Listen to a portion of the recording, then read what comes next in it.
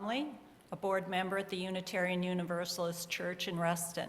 Whether you are on Zoom or here in the church sanctuary, we are glad you are with us this morning. No matter how old or how young you are, wherever you are in your spiritual journey, however you identify, and whomever you love, know you are welcome here. I love the summer months in Reston, and we are not yet officially halfway through the summer season, so there's still time to enjoy picnics, swimming in a pool, gardens, hikes, outdoor concerts, and the beauty of air conditioning. Our service today is being lay-led by Kat Hoagland. We are joined today by music director Cynthia Young and director of religious education Linda Weaver. Steve Ewart is serving as the worship associate. Meagan Pitluck-Schmitt is the accompanist today. Thank you all for participating in today's worship service, and thanks as always to our rotating production team consisting of Amelia Turner, Mike Schmidt, David Niemi, and Maggie Mack. Now let us center ourselves for worship. Please take some deep, quieting breaths with me.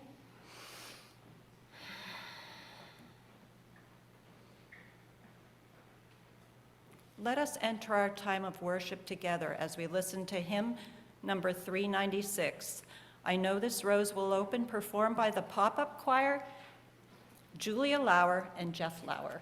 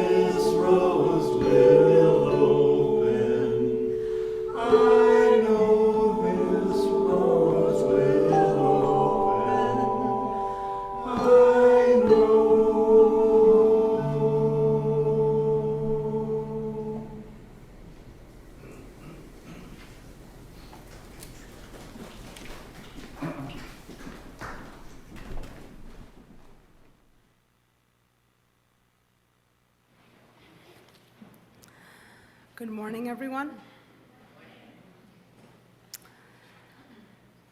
May you never have a day of success in your life. May your days be filled with the pursuit of that which brings you joy, with no other burden thrust upon it. Dreams are meant to be chased, not realized. We are all made of dreams, more than bone and muscle and sinew.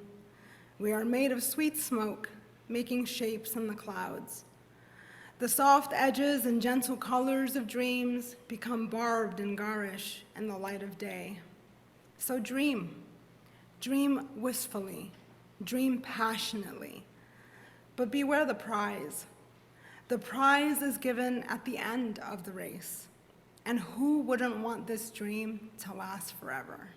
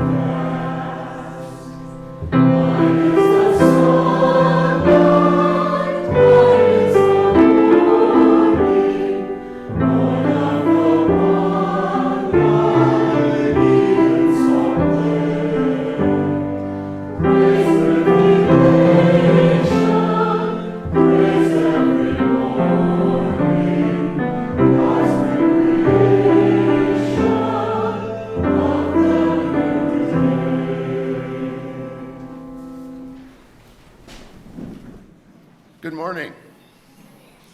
As I was looking for readings for Kat Hoagland's service theme, The Trap of Success, for this chalice lighting ceremony, I came upon a poem by Rudyard Kipling entitled If. I only wish I had read this poem 40 years ago to rightfully guide my career. In this reading, I have taken the liberty to change particular references to male and son to person and child, respectively, to be more inclusive with our beloved community. If you can keep your head when all about you are losing theirs and blaming it on you, if you can trust yourself when all people doubt you, but make allowance for their doubting too. If you can wait and not be tired by waiting, or being lied about, don't deal in lies, or being hated, don't give way to hating, and yet don't look too good, nor talk too wise. If you can dream, do not make your dreams your master. If you can think and not make your thoughts your aim, if you can meet triumph and disaster and treat those two impostors just the same, if you can bear to hear the truths you've spoken, twisted by knaves to make a trap for fools, or waiting or watch the things you give to your life broken, and stoop and build them up with worn out tools. If you can talk with crowds and keep your virtue, or walk with kings, nor lose your common touch. If neither foes nor loving friends can hurt you, if all people count with you, but none too much, if you can fill the unforgiving minute with 60 seconds worth of distance run, yours is the earth and everything in it, and which is more, you'll be a person, my child. Mindful of this sentiment and this attitude of this poem, I light this chalice.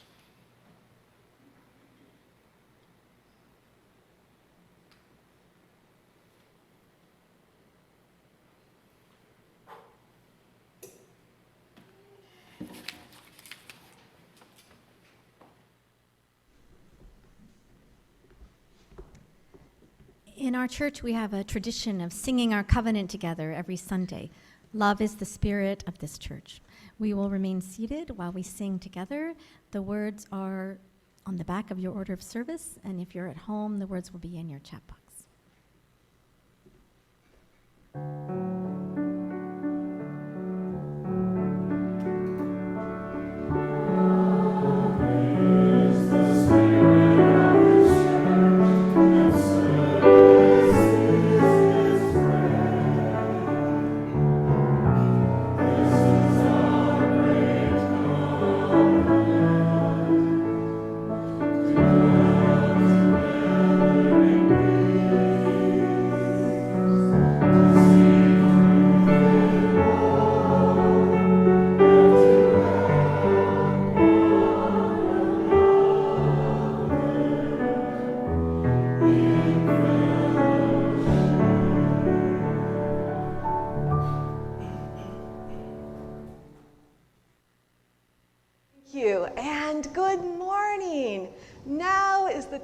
For all ages.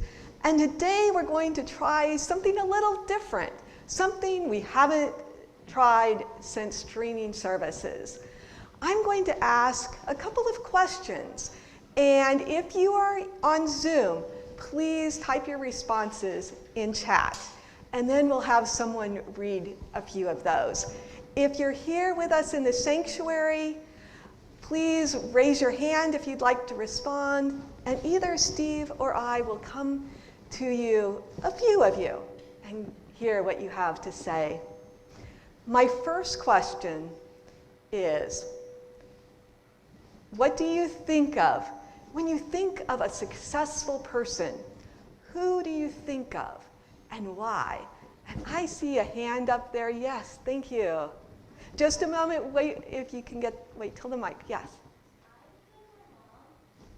And why do you think your mom is successful? Because she works really hard. She works really hard. So hard. Okay, thank you, Steve. So do we have any other ideas of who you think of as a successful person? And any age is fine. Anyone? Yes. Thank you.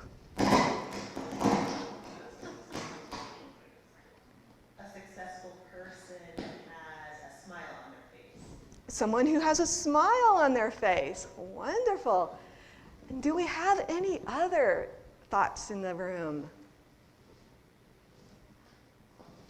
Hey, and, oh, okay, yes. A successful person has found some joy. Has found joy in their lives. I love these answers. And do we have any on chat? Yes. Oh. Yes, we have one. Okay. My daughter says she's living happily. Living happily. This is wonderful. So many people think of success as someone who is wealthy, has lots of money, someone who is famous or well known. And I love all of these answers. The next question I had, and I think we've heard a few of these answers, is what do you think success is for yourself? What do you want in your life? And I see a hand up in here. I want my success to be happy, and I want to be wealthy too, but I also want to be happy. What's the point of being wealthy if you can't be happy? Okay, you'd like to be happy, but what's the point of being, or wealthy, but what's the point if you're not happy? So happy, great. I see another hand up.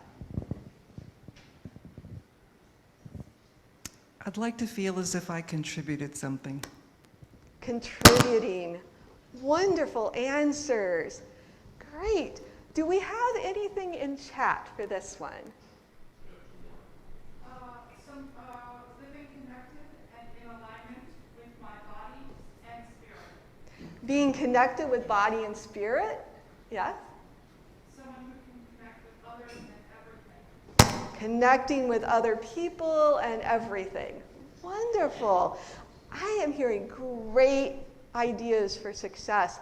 I also heard wonderful points when Steve read the chalice lighting and Kat's opening words about having goals, but it being more the journey towards those goals and living a good life. We'll be talking more up here with Kat about success, and we might be talking downstairs also about this. I hope you will continue to talk about what success means to you during coffee hour here in the sanctuary and on Zoom. And most important, I hope you'll be talking with each other and with your families throughout this day and week. We'll now sing the children downstairs with Go With Joy. The lyrics will be projected here and on Zoom.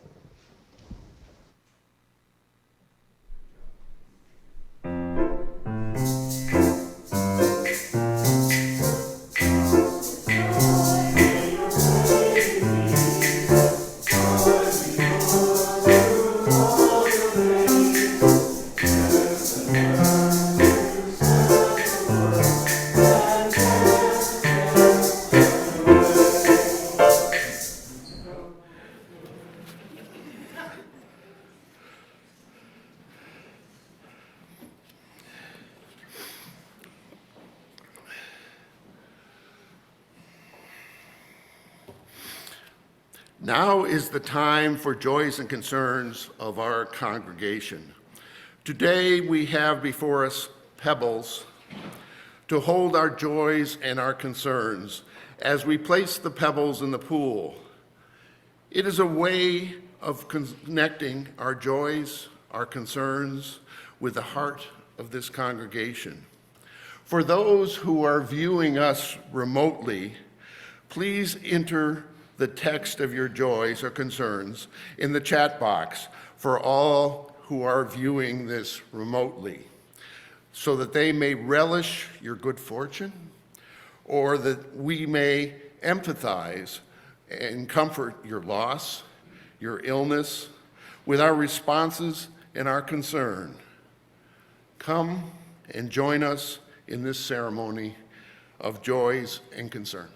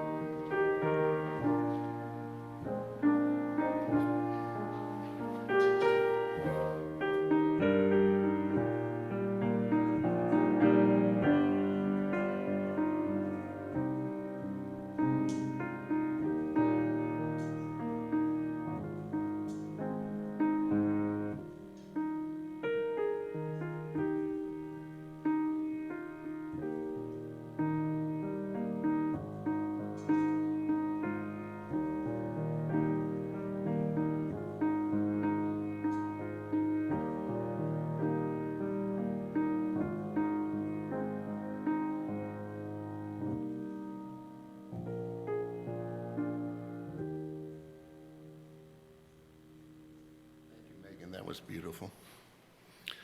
Mindful of our joys, our concerns, our illnesses, our dying relatives, our trying times, our loss of reproductive rights for many women in this country, our loss of safety for our children in our schools and at summer parades, our concern for global warming and the means to address it. Let us look to the virtue of hope, not to be confused with optimism. Optimism as a panacea or a fantasy that may easily turn into pessimism when circumstances change. For hope is a deeper source of strength that aligns our acts, our praxis, to make it work, to cultivate change, even if it takes more than a lifetime, as it did for Martin Luther King Jr. and Bishop Desmond Tutu. In the struggle with reversals and setbacks, hope is not stopped by them. Hope does not deny difficulty and all the darkness that exists, because where there is darkness, our actions create the light. Hope shifts our perspective to see the light and to work and to create more of it. With hope, I know our roses will open.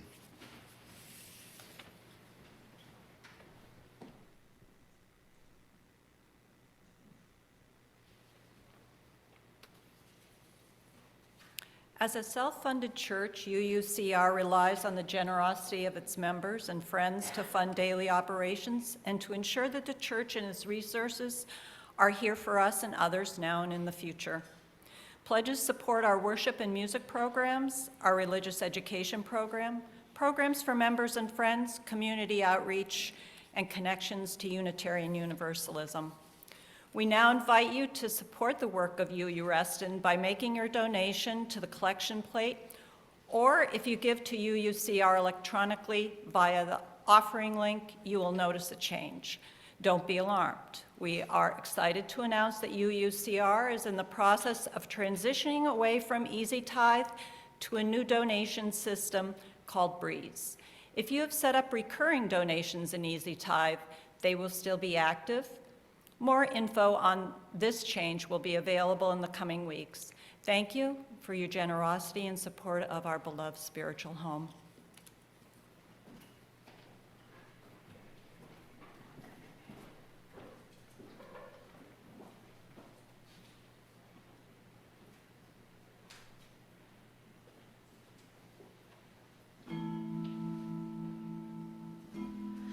How could anyone ever tell you you were anything less than beautiful? How could anyone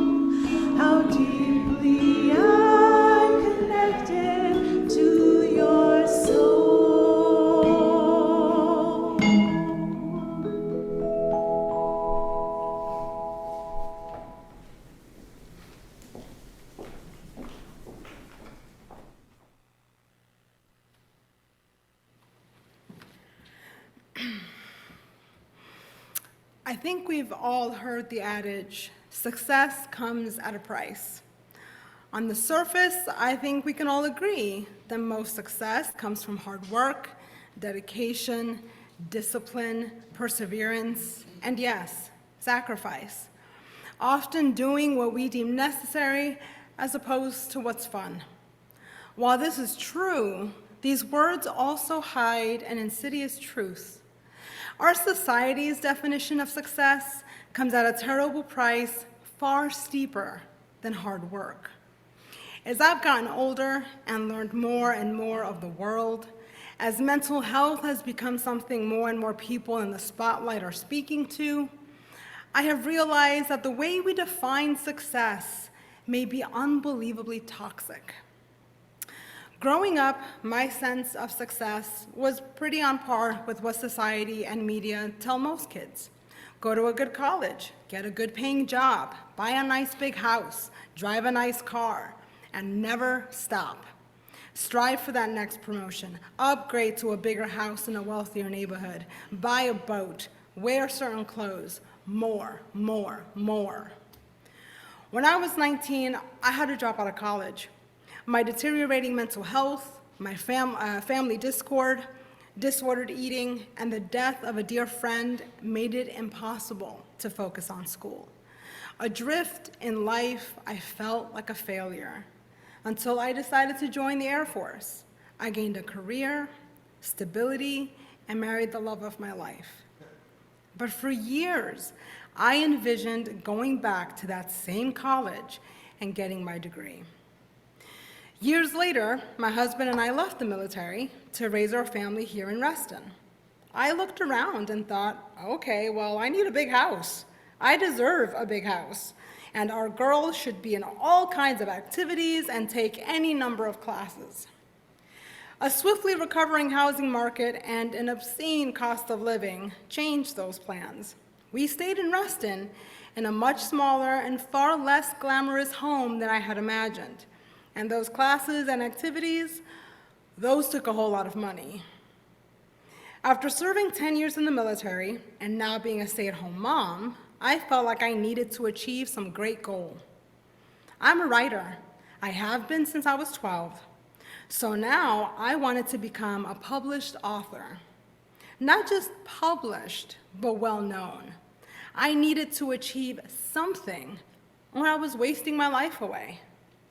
I feel like this story is not uncommon, but what surprised me, what shook me, was that this story was the same for people who in society's eyes had achieved great goals. Olympians, entertainers, famous artists. For example, Michael Phelps had been living in a pool since the age of 11. He is the most decorated Olympian in history. Every ounce of mental and physical energy, every part of his identity was aimed at that goal, the Olympics. And afterwards, he said, "You work so hard for 4 years to get to that point, and then it's like you're at the top of the mountain. You're like, what the hell am I supposed to do? Where am I supposed to go? Who am I?" This is a sentiment that is being echoed from many successful people in a variety of fields. Tony Hawk, after his meteoric rise as the world's top professional skateboarder, said he became a machine. The joy of skating was just gone. He'd reached the top, and now it was all sponsorship deals and competition after competition. Andy Warhol, the father of pop art, was said to have felt like a failure, unable to recapture his initial success. I have heard so many stories such as this and started to wonder, is success a bad thing? Should we perhaps not aim so high? After all, so many people get there and become miserable. After sitting with that, I realized that success isn't inherently wrong or disappointing, but our current definition of it demands a steep price for those daring to dream big. Here is the truth that I have found.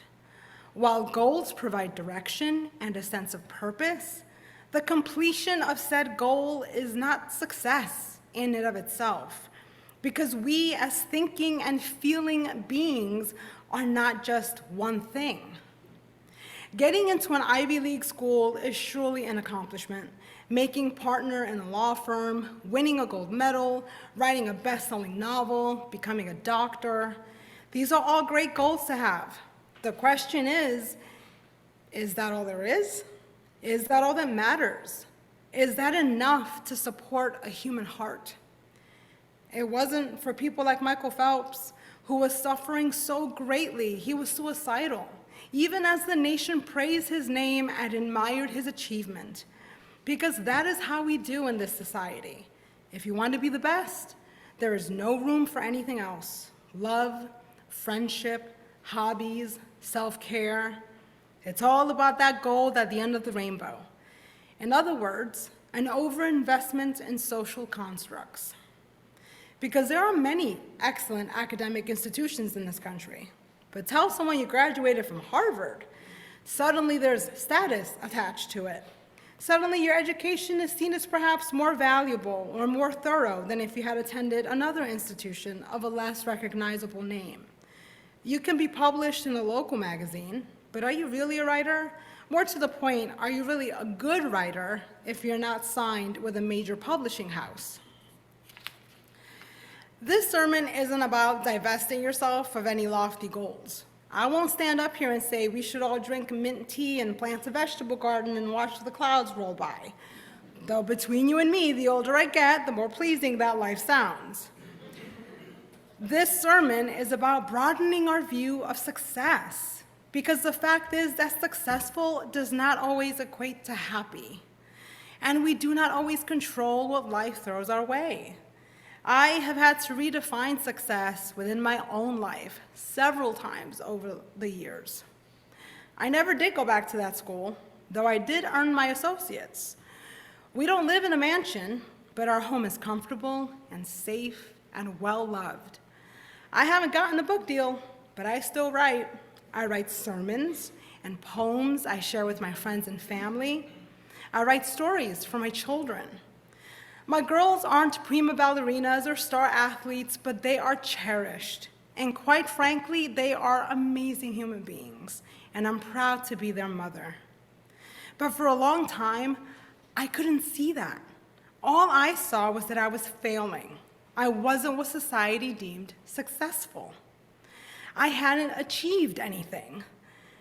I eventually came to realize that I had reached the greatest goal. A life full of love and happiness and safety. It is true that there are times in our lives where we have to look a little harder for that happiness, getting laid off, an illness, a sudden tragedy, but I promise you it's there, and we owe it to ourselves to lead fulfilling lives, so much more than successful ones. Your value as a worthwhile human being has nothing to do with academic achievement, salary, awards, or accolades. By all means, work hard, aim high, but do not blind yourself to what truly gives life meaning, the connections we make, the insights we gain about ourselves, how we move through the world. You are allowed to redefine success. It is allowed to decide the trappings of status and money are not what make your life worth living. It is perfectly acceptable to not be the best at any damn thing. It is a dangerous thing to attach our identities to goals, to only view ourselves as the smart one, the star basketball player, the Ivy League graduate. The sobering truth about life is that many of the things we sacrifice for can be easily taken away. You can lose your house, your job.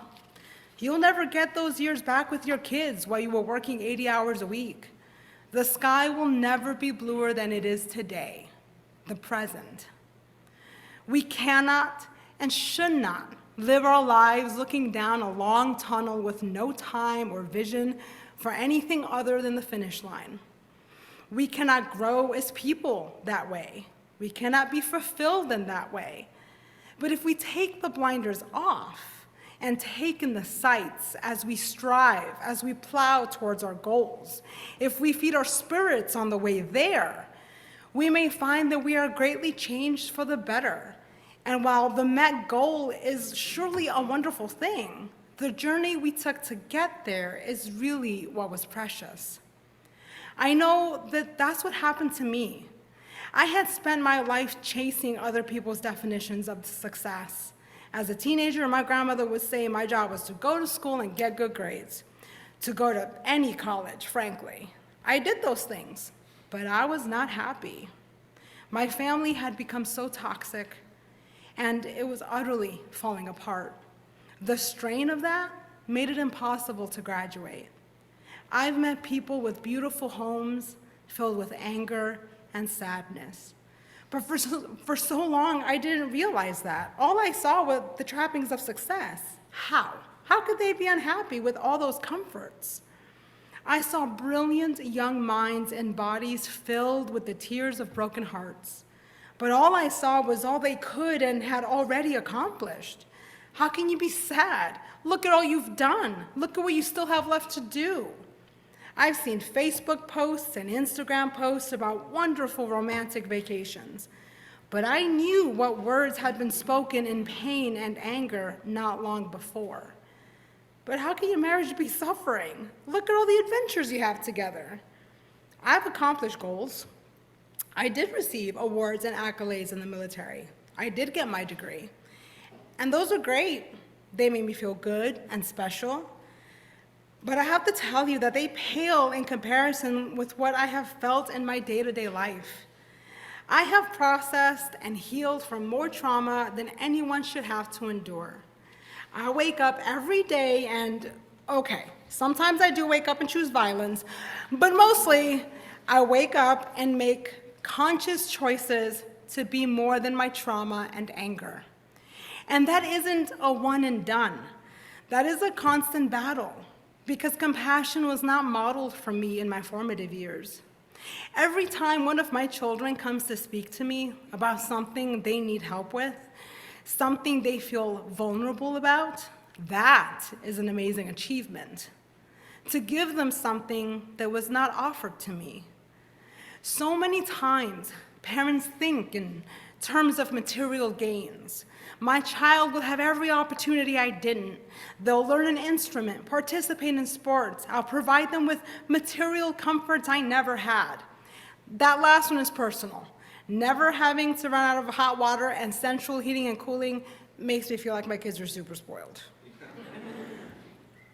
Food and housing security aside, what parents are actually saying is I will make sure my child has a higher social status than mine. I know that's what I was saying for years. I didn't realize it, but it's the truth. I'm not sure the goal has to be, I want my kids to start the race from a more advantageous spot. I think it may be much more helpful to say, my kid will train in such a way that they can adapt, overcome, and feel their inherent worth. My success, my new definition of success, can never be taken from me. It isn't a job to lose, an honor lost. My success is in waking every day being grateful that I am me, the good and the bad. My success is always striving to be a more compassionate human being. My success is having the space in my heart and mind to provide support to those who need it. Someone whom I love very much and is very wise recently asked me, why? What is the why of my life? Why am I here? That question had haunted me for many years before this. What was my purpose? What made my life worth living? What made my life worthy? And recently, it finally came to me. Love. I want to be loved beyond words. I want to be loved beyond reason. And I want to love in turn. I want to love without fear, without angst. I want to love freely and openly. My family, my friends, the people I hold most dear.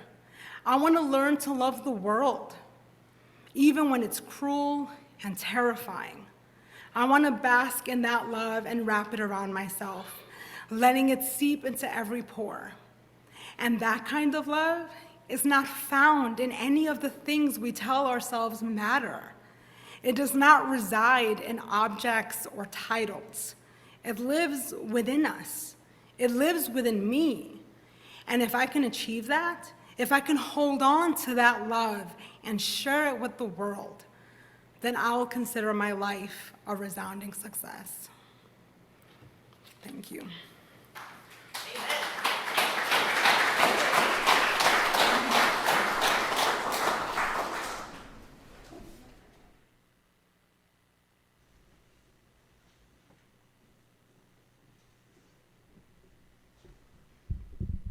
Thank you, Katherine, for that beautiful message.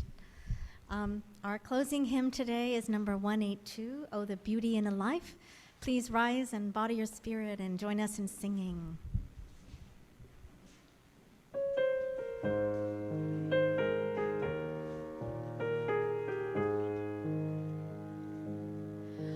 Oh, the beauty in a life that illumines honor anew, that models wise and gracious ways to every Savior, that every day shall serve in joy and move aright. Oh, praise the life whose beauty shows and justice true. Let not service of the good be confined to great saints alone, but every hour be part of all our daily living. Send on the hope of wisdom's grace, behold again, oh, white lamb of the soul which thou hast shown. Oh, the beauty of a life that illumines care of the soul, that knows a love that is for self as well as others, that every day embodies praise for every good. This is the faith to which we turn our God and go.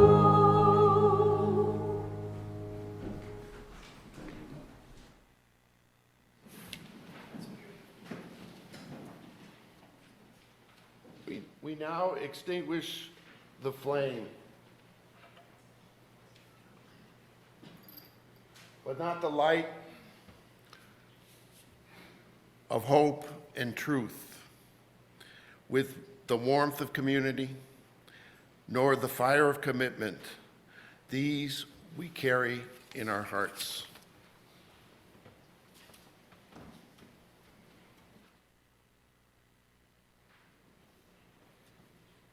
The following is by an anonymous author.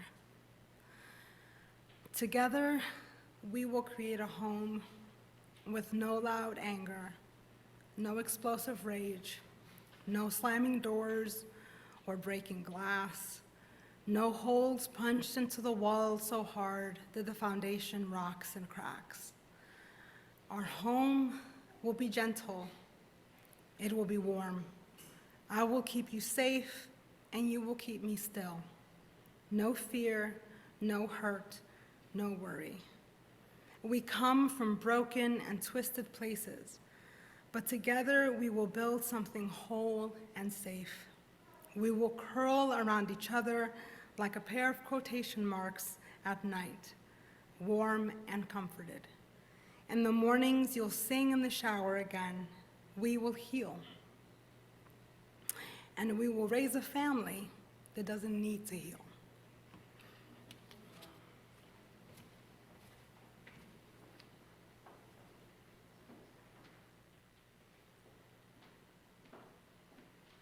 Our postlude today is going to be a virtual choir video that we made last year. It's the song This Little Light of Mine. It features a number of our RE children, including River and Lily, are in the video. And there are some hand motions, so I hope that you will join in with the video and sing along. I just wanted to explain that you will see those of us in the video going like this, and this is to represent a candle, in case you were wondering. And we're going to show our candle as we sing This Little Light of Mine, and then our hands are going to go up on Shine, Let It Shine, Let It Shine. So we practice that. So everyone hold up your candle. This little light of mine, and then when we get to the let it shine part, we're all going to go, let it shine, let it shine. Excellent. You guys are really good at that. And then at one point, we're going to blow our candle out. So we're going to go, won't let anyone it out.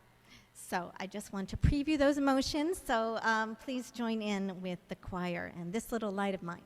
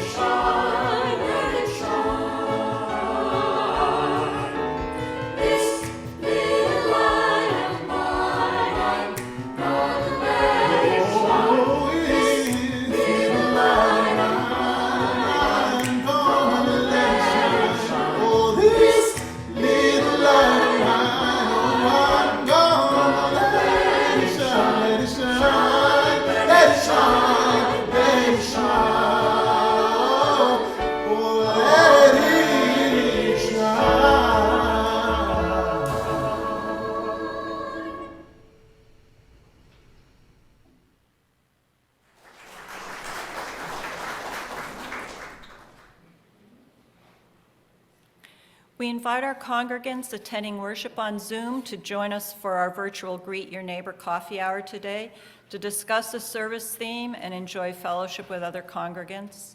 The link is in the chat box and will be on a forthcoming slide. Those here in person are invited to join us outside on the deck for coffee or tea and fellowship.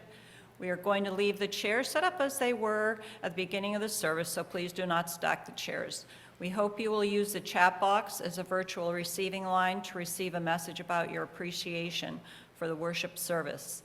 Have a wonder-filled summer day.